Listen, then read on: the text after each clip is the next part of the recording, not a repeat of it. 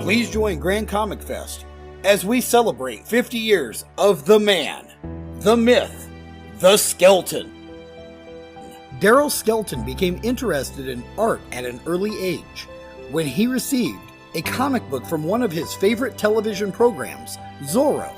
He was impressed by the bright colors and the way that artist Alex Toth created the illusion of movement across the pages.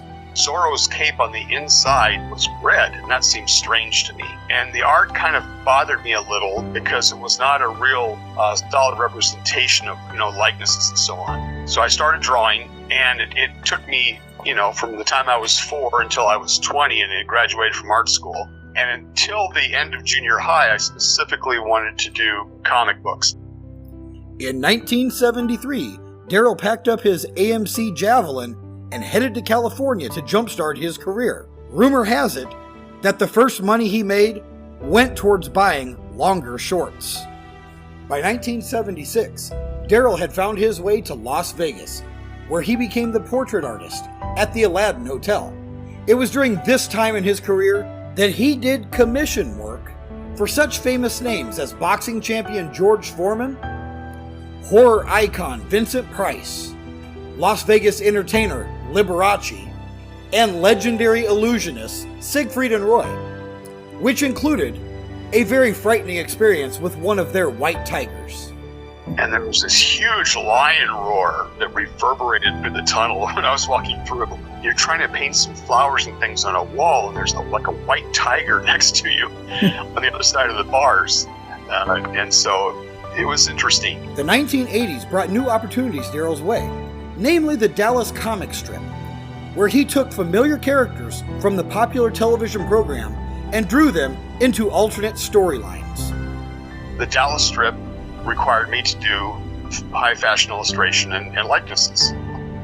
So it was, everything I'd led up to that point in my career, I was able to apply to the comic strip. Notable commissions included a portrait of John Wayne from the movie The Greatest Story Ever Told. Deryl was asked to take a source photo shot at a poor angle and alter it, restoring the Duke to his usual imposing stature. Think of it as an early form of Photoshop. A poster celebrating the 35th anniversary of the historic Sands Hotel in Las Vegas, and a watercolor painting titled Adventures of Superman, which was to be used as the cover to videocassette releases. This painting debuted at actor Robert Shane's 85th birthday party. Deryl closed out the decade in true 80s fashion when he teamed up with pop superstar Cyndi Lauper to storyboard the music video for her single, I Drove All Night. The visual images that appeared in this music video came directly from the mind of Deryl Skelton. And it was so strange because all this stuff was in my head and I would draw it from different angles as fast as I could because they had to get it out the next day. And when the video first comes on, it's really bizarre. It's like somebody had picked your brain. They had taken what was out of my head and brought it to life rather than the other way around. By the 90s, Deryl was already making his mark in the comic book world, working for both DC and Marvel on such titles as The Silver Surfer, Wonder Woman, X-Men What If, and the Infinity Gauntlet series. He also had great success working on Star Trek: The Next Generation.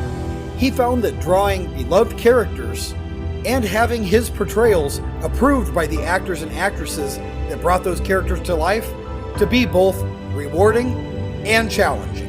And at that time, they chose to bring my pages in. Oh. And he flipped through them, and I don't like this one. Change this. And I don't want lines on my face. And so I was told to stop putting lines on Patrick Stewart's face. And being an artist, this isn't too technical, I hope, but it's difficult to draw people without lines. I did a stipple effect with a curled pen. It's just pointless, and it's been around forever. They hadn't seen it before, so they started got letters calling this the Skelton effect. I was told to draw Riker, and this was from the studio, draw him as if he always has a broom up his ass. In yet another collaboration with a pop icon, Deryl found himself working with musical royalty when he lent his talent to Prince's comic book, 3 Chains of Gold.